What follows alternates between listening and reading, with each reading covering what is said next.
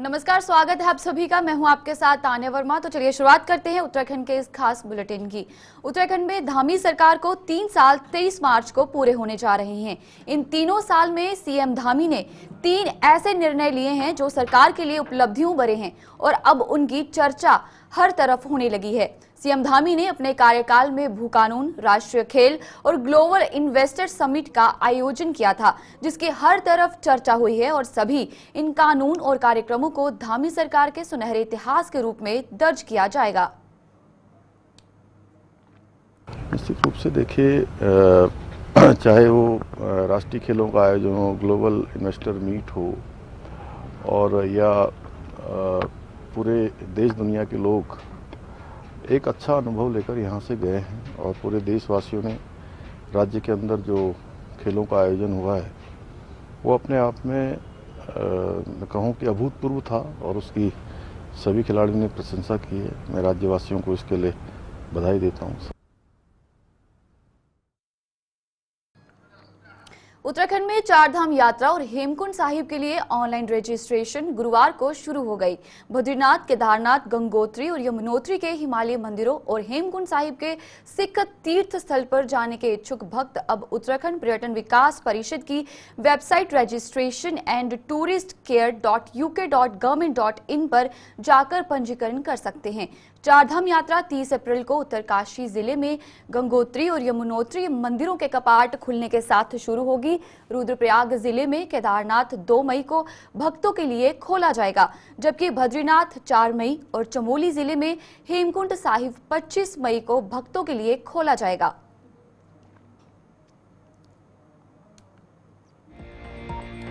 आपको ग्राफिक्स के जरिए पूरी जानकारी देंगे कि कैसे आप आवेदन कर सकते हैं। बता दें कि उत्तराखंड पर्यटन विभाग की वेबसाइट पर जाएं, लॉगिन करें traveltrade.uttarakhandtourism.government.in, अपना नाम, पता, मोबाइल नंबर जैसी जरूरी जानकारियां भरकर साइन अप करें। अगर आपने पहले भी चारधाम यात्रा के लिए रजिस्ट्रेशन किया है तो आप मोबाइल नंबर पर ओटीपी मंगाकर या फिर पासवर्ड के जरिए भी लॉगिन कर सकते हैं। लॉगिन करने के बाद चारधाम यात्रा के लिए रजिस्ट्रेशन का आवेदन करें। इसके साथ ही आपका आवेदन पूरा हो जाएगा। आप व्हाट्सएप के जरिए भी रजिस्ट्रेशन कर सकते हैं। इसके लिए आपको 918394833833 पर यात्रा लिखकर भेजना होगा। इसके बाद दिए गए निर्देशों पर पालन कर आप रजिस्ट्रेशन पूरा कर सकते हैं। टूरिस्ट केयर उत्तराखंड ऐप के माध्यम से भी रजिस्ट्रेशन कर सकते हैं। चलिए आगे बढ़ चलेंगे। मुख्यमंत्री पुष्कर सिंह धामी के दिशा निर्देश पर उत्तराखंड में प्रशासन द्वारा अवैध मदरसों के खिलाफ कार्रवाई लगातार जारी है। इसी क्रम में उप जिलाधिकारी किच्छा कौस्तुभ मिश्रा के नेतृत्व में प्रशासन ने भारी पुलिस फोर्स के साथ किच्छा के सिरौली कला और पुल भट्टा, गोकुल नगर, दरऊ, छिनकी और इंदिरा नगर क्षेत्रों में करीब 1 दर्जन से अधिक मदरसों का निरीक्षण किया। इस दौरान कई मदरसे अवैध पाए गए, जिन्हें सील कर दिया गया। निरीक्षण के दौरान मदरसों में मौजूद कई व्यक्तियों का कोई पुलिस सत्यापन भी नहीं मिला है। वहीं गोकुल नगर में निरीक्षण के दौरान मदरसे पर मौजूद व्यक्ति बिहार का मिलने के बाद प्रशासन द्वारा उसे पूछताछ के लिए हिरासत में लिया गया है। मदरसे जो रजिस्टर पंजीकृत नहीं है और मदरसा बोर्ड से रजिस्टर्ड नहीं है, अवैध तरीके से संचालित किए जा रहे थे, उनको सील किया गया। लगभग 10 के आसपास जो है मदरसे सील किए गए। इसमें कुछ संदेहास्पद जो लोग भी मिले हैं उनके भी क्षेत्राधिकारी महोदय द्वारा उनकी पहचान भी सत्यापित की जा रही है। कुछ लोग स्टेट के बाहर से भी यहाँ आए हुए मिले हैं, उनकी भी पहचान तस्दीक की जा रही है। सील उनको किया गया है जिनके पास दस्तावेज नहीं है। ये जांच अभियान सतत चलता रहेगा और इस तरीके की अवैध गतिविधियाँ जहाँ भी संचालित की जा रही होंगी उस पर निश्चित तौर से निगाह रखी जाएगी। इस बारे में शासन के विस्तृत निर्देश प्राप्त हुए हैं और उस दिशा निर्देश में जिलाधिकारी अपर सचिव निकिता खंडेलवाल ने रुड़की के नारसन ब्लॉक का दौरा किया और अपने दौरे के दौरान उन्होंने हरचंदपुर निजामपुर गांव का निरीक्षण किया, जहां उन्होंने ग्रामीणों की समस्याओं को सुना। इस दौरान ग्रामीणों ने उन्हें निर्माणाधीन पानी की टंकी से होने वाली समस्याओं से अवगत कराया। उन्होंने ग्रामीणों को जल्द ही इसमें सुधार करने की बात कही, जिसके बाद अपर सचिव ने ग्रामोत्थान परियोजना के अंतर्गत किसान महिलाओं द्वारा फूलों की खेती करने वाली समूह की महिलाओं से भी मुलाकात की और परियोजना के बारे में पूरी जानकारी ली। अपर सचिव निकिता खंडेलवाल ने बताया कि मुख्यमंत्री के आदेशानुसार वे ग्रामीण क्षेत्र के दौरे पर हैं और गांव-गांव जाकर ग्रामीणों की जन समस्याएं जानकर उनका निवारण करने में लगी हुई हैं। कुछ समस्याएं आज नारसन क्षेत्र में भी देखने को मिली, जिन्हें कि अब जल्द ही सुधारने का प्रयास करेगी। जानते हैं कि शासन से निर्देश माननीय मुख्यमंत्री जी के स्तर पे आए थे कि सभी अपर सचिव जो शासन में हैं वो सबको ब्लॉक आवंटन हुए थे और मुख्य उद्देश्य ये था कि हमारी जितनी भी सरकारी योजनाएं हैं वो धरातल पे किस प्रकार से उतर रही हैं, क्या उन योजनाओं के क्रियान्वयन में कोई समस्या आ रही है, इसको जानने के लिए था। तो अभी जब मैं यहाँ पे फील्ड विजिट पे आई हूँ तो अभी निजामपुर गाँव में हम लोगों ने वहाँ पे बैठक करी, वहाँ के गाँव वासियों के साथ थोड़ा यहाँ पे ब्लॉक नारसन का क्षेत्र भ्रमण किया। तो कुछ मुख्य चीजें सामने आई हैं कि लोग कुछ स्कीम से काफी खुश भी हैं, कुछ उन्होंने बेहतरी भी प्रस्तावित करी है। पेयजल की समस्या थोड़ी सी लोगों में ज्यादा है क्योंकि मेंटेनेंस का जो काम होता है वो ऑनगोइंग काम होता है, तो वो टाइम भी लेता है कि आज अगर कोई नल खराब हुआ है या कोई पाइपलाइन टूटी है तो उसको समय लगता है ठीक होने में। तो ये थोड़ा सा लोगों के विशेष हो रहा है। दूसरा, लोगों से जब मेरी बातचीत हुई तो क्या क्या उनको समस्याएं हैं और किस तरीके से वो डिजिटली अपने आप को अडॉप्ट कर रहे हैं, उसमें भी काफी चर्चा हुई। तो लोगों का ये सोचना है कि जैसे हम अपनी सरकार देखते हैं या जो प्रमाण पत्र बनते हैं या सीएम हेल्पलाइन पोर्टल होते हैं उस पे भी अब पब्लिक जो है अपने ग्रीवेंसेस डाल रही है और उनको अच्छा निस्तारण मिल रहा है। मैं जिस मौके पे भी यहाँ खड़ी हूँ, यहाँ पे मैं ग्राम्य विकास के द्वारा जो किया हुआ बेहतरीन काम है जो रीप प्रोजेक्ट और एनआरएलएम के कन्वर्जन से हुआ है कि यहाँ पे फ्लोरिकल्चर का एक्सपेरिमेंट ग्रुप द्वारा किया जा रहा है, उसी प्रकार से मैंने आज सुबह एक बैग यूनिट भी देखी है यहाँ पे और मशरूम यूनिट्स भी बन रही हैं। तो ये एक आई थिंक हमारी महिला सशक्तिकरण की ओर एक बहुत अच्छा स्टेप है। और मैं ग्राम्य विकास की क्योंकि अपर सचिव भी रही हूँ लगभग 2 साल, तो मुझे लगता है कि क्योंकि ग्राम्य विकास में यही हम लोग का एजेंडा है कि हम बेहतर से बेहतर महिलाओं को एक रोजगार का साधन दें और जैसे हमारे जो इंक्यूबेशन सेंटर्स भी चलते हैं उनके थ्रू हम लोग मार्केटिंग भी उन लोगों की ऑफलाइन और ऑनलाइन कराएं। तो आई थिंक ये सब करते हुए जो यहाँ के मुख्य बिंदु लोगों से निकले हैं उसको हम शासन में लेके जाएंगे। कुछ लोगों ने बताया जैसे जन्म मृत्यु प्रमाण पत्र बनने में अभी थोड़ी सी असुविधा हो रही है, जो 1 साल से ऊपर टाइम हो जाता है। तो ये सब चीजें हम शासन स्तर पे देखेंगे और मुख्य सचिव महोदय के समक्ष लाएंगे और नियोजन विभाग को देंगे तो ताकि शासन काठगोदाम स्थित कलसिया पुल पर चल रहे मरम्मत कार्य के चलते नैनीताल रोड पर भारी जाम की स्थिति बनी हुई है, जिससे पर्यटकों और स्थानीय लोगों को खासी परेशानियों का सामना करना पड़ रहा है। इस समस्या को गंभीरता से लेते हुए कुमाऊं कमिश्नर एवं मुख्यमंत्री के सचिव दीपक रावत ने मौके पर पहुंचकर पुल का स्थलीय निरीक्षण किया और अधिकारियों को मरम्मत कार्य जल्द से जल्द पूरा करने के सख्त निर्देश दिए। निरीक्षण के दौरान कमिश्नर रावत ने राष्ट्रीय राजमार्ग प्राधिकरण के अधिकारियों से कार्य की प्रगति की जानकारी ली और नाराजगी जाहिर करते हुए कहा कि यातायात बाधित होने से लोगों को असुविधा हो रही है, जिसे जल्द से जल्द समाप्त किया जाए। उन्होंने निर्देश दिया कि मरम्मत कार्य में किसी भी तरह की लापरवाही बर्दाश्त नहीं की जाएगी। निरीक्षण के दौरान एक चौंकाने वाली बात भी सामने आई कि पुल के नट बोल्ट जो हैं वो चोरी हो गए हैं, जिससे कि पुल की स्थिति और भी असुरक्षित हो गई है। इस पर कमिश्नर ने सख्त रुख अपनाते हुए पुलिस प्रशासन को तुरंत मुकदमा दर्ज कर चोरों को गिरफ्तार करने के निर्देश दिए। डिवीजन है बेसिकली पीडब्ल्यूडी की, उन्होंने ये ब्रिज यहाँ पे 2022 में बनाया था, बेली ब्रिज था और इसमें जो नए पुल है उसका टेंडर भी हुआ था, लेकिन उसमें कॉस्ट का कोई इशू था, वो काम नहीं हो पाया। वर्तमान में ये जो हमारा रोड का जो एक्सपेंशन होना है उसमें ये स्वीकृत है, उसके तहत ये बनेगा। लेकिन जो बेली ब्रिज फिलहाल चल रहा है इसमें 2 शिकायतें आई। एक तो ये शिकायत आई कि इसमें कुछ नट बोल्ट्स जो डिपार्टमेंट का कहना है चोरी हुए हैं ओवर द पीरियड, जिससे ये हल्का फुल्का इसमें रिपेयर्स का इशू था।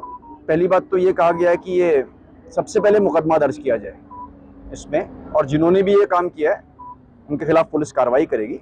सेकेंडली, इसमें मेंटेनेंस भी बहुत समय से नहीं हुआ था और मेंटेनेंस करना आवश्यक है, तो अभी पूरे डेक स्लैब को खोला जा रहा है और उसके बाद इंडिविजुअली हर एक बोल्ट को टाइट कर रहा जा रहा है और इसको हल्का सा लिफ्ट करके बाकी जो मेंटेनेंस के काम है वो किए जाने हैं।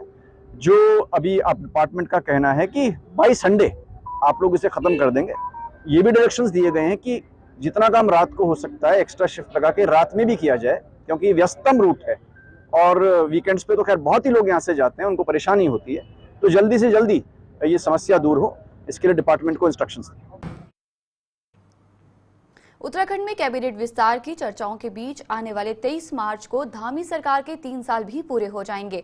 ऐसे में बीजेपी पूरे प्रदेश में 3 साल बेमिसाल का जश्न मनाने की तैयारी कर रही है, जिसके लिए खास रणनीति तैयार की जा रही है। बता दें कि 23 मार्च को धामी सरकार के दूसरे कार्यकाल के 3 साल पूरे हो रहे हैं, जिसको देखते हुए बीजेपी संगठन पूरे प्रदेश में धामी सरकार की 3 साल की उपलब्धियों को जनता के बीच रखकर जश्न मनाने की तैयारी में है। जश्न की तैयारियों को लेकर बीजेपी प्रदेश महामंत्री आदित्य कोठारी ने अहम जानकारियां दी। उन्होंने बताया कि सरकार के 3 साल पूरे होने पर मुख्यमंत्री पुष्कर सिंह धामी भी प्रदेश के सभी जिलों में जनता के साथ सीधा संवाद भी करेंगे। साथ ही सरकार की उपलब्धियों को भी जनता के बीच रखेंगे। 24 मार्च से एक हफ्ते के लिए चिकित्सा शिविर और जनहित से जुड़े कार्यक्रम आयोजित होंगे, जो पूरे प्रदेश में आयोजित किए जाएंगे। उन्होंने बताया कि पार्टी की ओर से तय किया गया है कि प्रदेश, जिला और ब्लॉक स्तर पर 3 अलग अलग स्तर में कार्यक्रम किए जाएंगे और इन कार्यक्रमों में सरकार की उपलब्धियों, तमाम योजनाओं और आने वाले समय में प्रदेश की दिशा और दशा को लेकर बनाई जा रही रणनीति के बारे में संवाद किया जाएगा। उत्तराखंड के यशस्वी मुख्यमंत्री आदरणीय पुष्कर सिंह धामी जी का ये जो कार्यकाल है, इसका 3 वर्ष का समय 23 मार्च को पूरा हो रहा है। इन 3 वर्षों में जो सरकार की महत्वपूर्ण उपलब्धियां रही हैं, इनको जन जन तक पहुंचाने का कार्यक्रम हम लोग जिला मुख्यालय पर कर रहे हैं।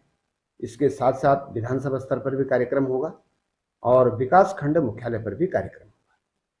इसमें हमारे द्वारा इसके लिए कोऑर्डिनेशन कमेटी पार्टी की तरफ से बना दी गई है और किस तरह से कार्यक्रम होंगे, क्या क्या उसमें रहेगा, इसमें जिला स्तर पर भी और विकास खंड स्तर पर, तहसील स्तर पर चिकित्सा शिविरों का हम आयोजन कर रहे हैं।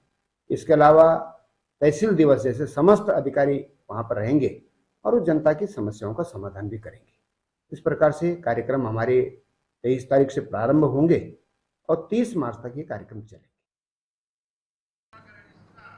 किले पुलिस ने प्रेमी के साथ मिलकर पति की हत्या कर खेत में शव फेंकने के मामले में आरोपी पत्नी और उसके प्रेमी को गिरफ्तार किया है।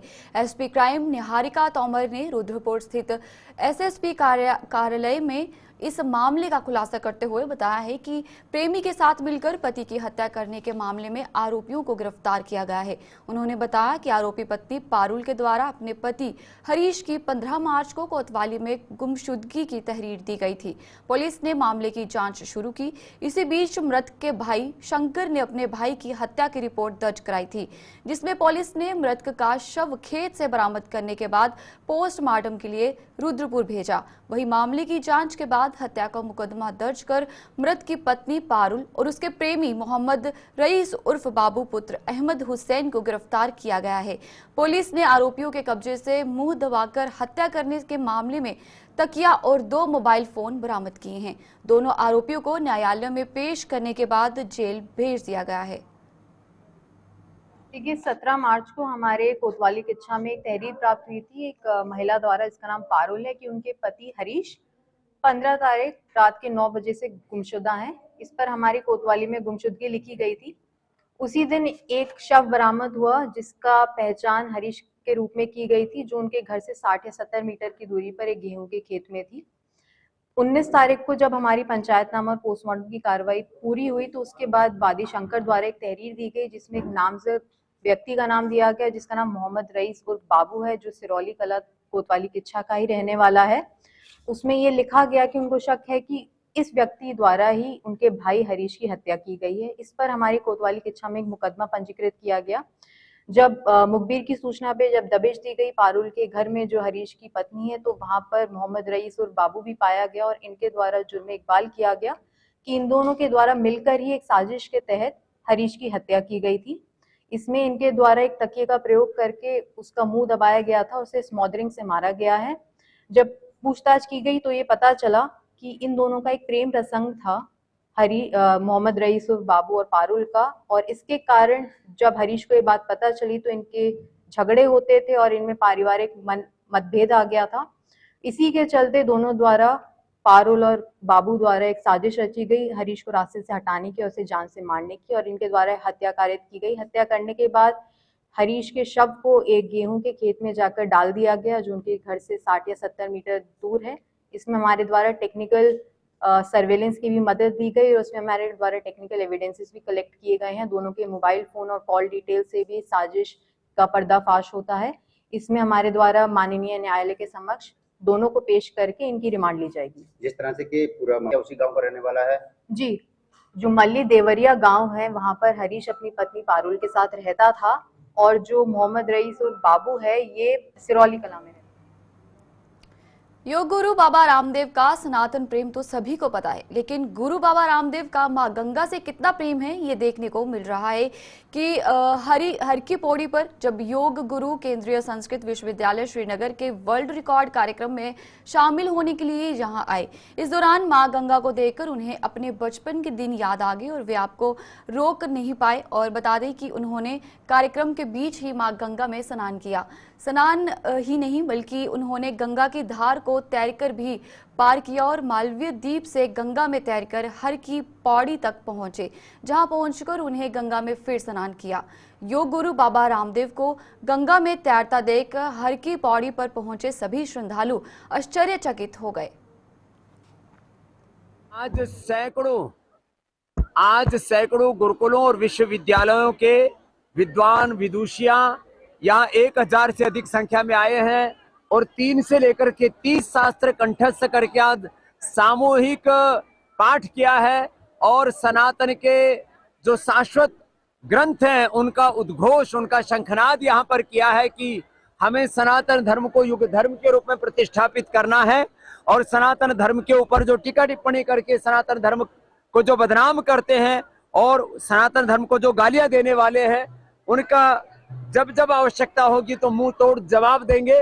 सनातन धर्म का गौरव तो अनुभव करेंगे ही हृदय में, उस सनातन धर्म को जीवन में आत्मसात करके अपने आचरण में उतार करके ऐसे विश्व कीर्तिमान करेंगे कि अब भौतिकवादी लोगों के हाथों में दुनिया की शक्ति, दुनिया की ताकत नहीं होगी, अपितु रिलीजियस और स्पिरिचुअल ऐसा डिवाइन लीडरशिप यहाँ से आगे बढ़ेगी, जिससे कि पूरी दुनिया में साम्राज्यवाद का, भौतिकवाद का अंत होगा और आध्यात्मिक राष्ट्रवाद की प्रतिष्ठा।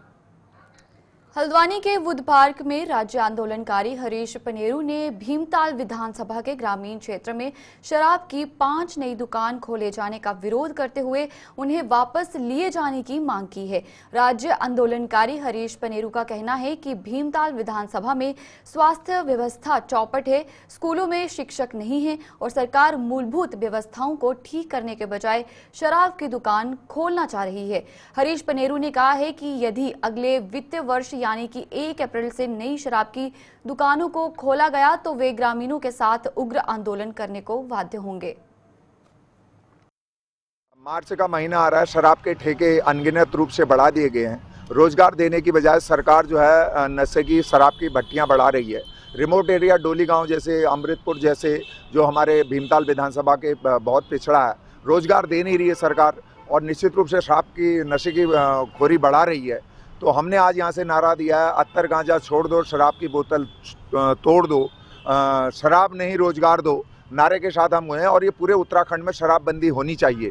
ये इसलिए होनी चाहिए, जब गुजरात में शराबबंदी हो सकती है, बिहार में हो सकती है, मिजोरम में हो सकती है, तो उत्तराखंड तो देवभूमि है। नशा क्यों दे रहे हो आप, रोजगार क्यों नहीं दे रहे हो? हर हाथ में खुशहाली हो, हर हाथ में रोजगार हो तो नौजवान जो पहाड़ की जवानी और पानी है वो तभी ठीक हो सकता है। अन्यथा हमारे जो नौजवान आने वाली जो हमारी पीढ़ी है उसको नक्शे की गिरफ्त में धकेल करके पहाड़ को खोखला करने का प्रयास किया जा रहा है। ये देश के लिए और उत्तराखंड के लिए अच्छा संकेत नहीं है। ये बात मैं इसलिए कर रहा हूँ कि हमारा देश के प्रति जो लगाव है, देश के प्रति जो प्रेम है, जब तक हमारी पीढ़ियाँ रहेंगी, जब तक भारत देश रहेगा, जब तक हमारा भारत के प्रति प्रेम को कोई कम नहीं कर सकता। लेकिन हम ये कहना चाहते हैं कि मोदी जी, धामी जी और कैड़ा जी, आप कहते थे, राम सिंह कड़ा जी ने कहा था कि मंदिर में जाकर कसम खाई की 2000 में धामी और मोदी के नेतृत्व में हम शराबबंदी करेंगे, काठगोदाम से लेकर पूरे ऊपर को कहीं शराब की दुकानें नहीं खोलेंगी। आज सारे क्षेत्र में शराब की भट्टियां बढ़ा दी गई हैं, ये चिंताजनक है। इसका जवाब जनता भी देगी और देवता भी देंगे। जब ऐसे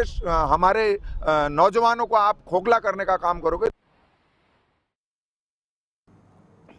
रामनगर में खनन माफियों को कानून का कोई खौफ नहीं है। खनन माफियों के हौसले इस कदर बुलंद है कि तराई पश्चिमी में खनन माफिया वे भूमि पर अवैध खनन कर रहे हैं और जब वन विभाग की वन कर्मियों की टीम वन भूमि में अवैध खनन रोकने के लिए जुड़का गांधीनगर खत्ता पहुंची तो इसकी भनक खनन माफियों को लगी। खनन माफियों ने मुंह पर कपड़ा बांधकर अपनी पहचान छुपाकर वन कर्मियों की टीम पर पत्थरबाजी की। वन कर्मियों की टीम पर की गई पत्थरबाजी का वीडियो अब सोशल मीडिया पर जमकर वायरल हो रहा है।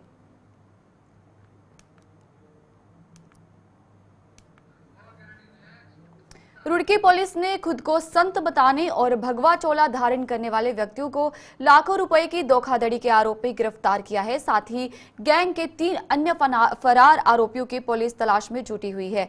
आपको बता दें कि रुड़की पुलिस ने एसएसपी प्रमेंद्र सिंह डोभाल के नेतृत्व में एक बड़े गिरोह का भांडाफोड़ करते हुए गिरोह के मास्टरमाइंड को गिरफ्तार कर जेल भेजा है।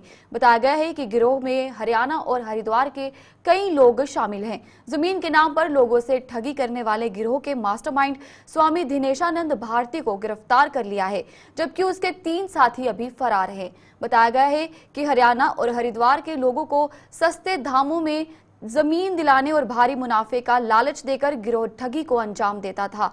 गैंग का एक सदस्य जोगेंद्र बाहरी राज्यों से निवेशकों को फंसाने का काम करता था। लोगों को भरोसा दिलाने के लिए स्वामी दिनेशानंद खुद जमीन खरीदने के लिए एडवांस टोकन मनी देता था, जिससे निवेशक पूरी डील को असली समझ बैठते थे। इसके बाद गिरोह के अन्य सदस्य नूर हसन और अजय राज नकली विक्रेता बनकर जमीन का फर्जी एग्रीमेंट कराते थे। जब पीड़ित रजिस्ट्री की मांग करता तो उससे धमकियां दी जाती थी और पैसे हड़प लिए जाते थे। पूरे मामले का खुलासा तब हुआ जब हरियाणा के सोनीपत निवासी सतवीर सिंह ने इस गिरोह के खिलाफ शिकायत दर्ज कराई।